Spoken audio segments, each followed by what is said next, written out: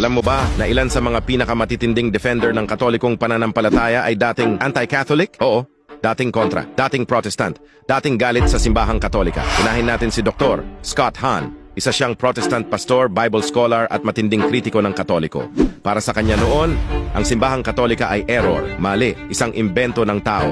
Pero habang mas lumalalim siya sa pag-aaral ng scriptures, may nakita siyang hindi niya inaasahan. Ang mga doktrina na tinutuligsa niya noon ay mismong nasa Bible pala. Eucharist, Confession, Apostolic Tradition, Authority of the Pope.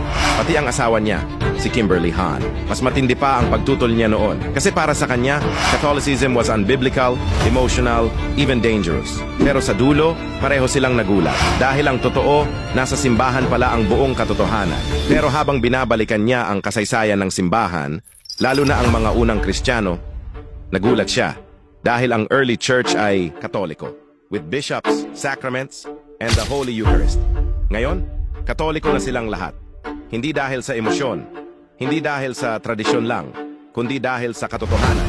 Scott Hahn, Kimberly Hahn, mga dating kontra. Pero ngayon, buong tapang na ipinagtatanggol ang simbahan. Kung sila, na dating galit sa Katoliko, ay nahanap ang katotohanan sa loob nito. Ikaw, kailan mo sisimulang hanapin ang sagot? Baka ito na ang matagal mo nang hinihintay. Truth never changes. Pero ikaw pwedeng magbago.